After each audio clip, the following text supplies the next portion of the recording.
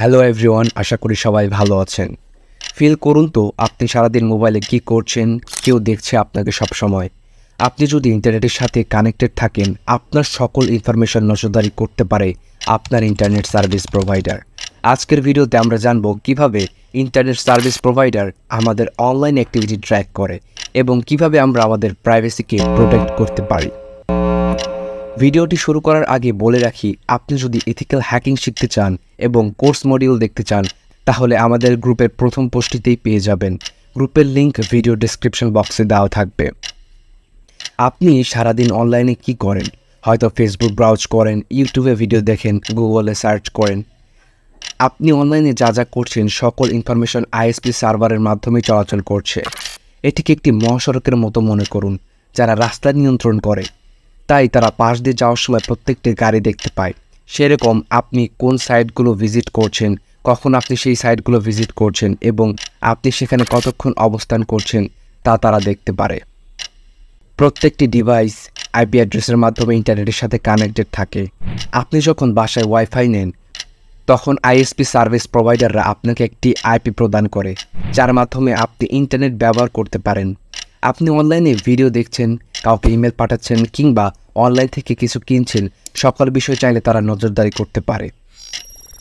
এখানে কিন্তু শেষ নয়, কিছু ISP deep packet inspection technique ব্যবহার করেন। এটি একটি অভিনব কৌশল। ধরুন কেউ আপনাকে মেইল করেছে, তারা চাইলে মেইলটি আপনার কাছে পৌঁছানোর আগেই মেইলে কী আছে সেটা তারা দেখতে পারে। ধরুন আপনি অনলাইনে ভিডিও দেখছেন, আপনার ভিডিওটি চাইলে তারাও দেখতে পারে যদি ডেটা এনক্রিপ্ট না করা থাকে। কখনো কি ভেবে দেখেছেন আপনার কম্পিউটার কিংবা মোবাইল কিভাবে বুঝতে পারে যে কোন ওয়েবসাইটে প্রবেশ করতে হবে? এটা ডিএনএসের মাধ্যমে হয়ে থাকে। ডিএনএস হচ্ছে ডোমেইন নেম সার্ভার। প্রত্যেকটি ওয়েবসাইটের আলাদা আলাদা আইপি অ্যাড্রেস আছে।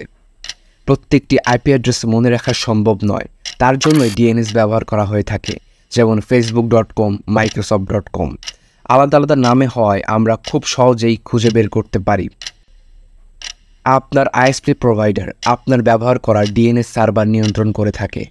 ধরুন আপনি কোনো দোকানে গিয়েছিলেন, কেউ আপনাকে অনুসরণ করে আপনার পিছু নিল এবং দেখলো আপনি দোকান থেকে কী কী কিনছেন। সেরকম আইএসপি প্রোভাইডাররা আপনার লগগুলো তাদের সার্ভারে রাখে। আপনি কোথায় কোথায় ভিজিট করছেন সকল ডেটা তাদের কাছে থাকার কারণে পরবর্তীতে সেই ডেটাগুলো তারা দেখতে পারে। এমনকি আপনি যদি এনক্রিপ্টেড সাইটে ভিজিট করেন তারপরেও তারা আপনার প্যাটার্ন বিশ্লেষণ করতে পারেন। এনক্রিপ্টেড সাইট হলো সেই সকল সাইট যেই সাইটের ইউআরএলে HTTPS আছে। আপনি ওয়েবসাইটের মধ্যে কী কী করছেন এগুলো তারা জানতে না পারলেও কতক্ষণ অবস্থান করছেন, কতবার ওয়েবসাইটে প্রবেশ করছেন, বের হয়েছেন, সকল ইনফরমেশন পর্যবেক্ষণ করতে পারে। এটা অনেকটা এরকম যে আপনি পার্টিতে আছেন, তারা জানে আপনি পার্টিতে আছেন এবং ভেতরে প্রবেশ না করেও গান শুনতে পারবে তারা।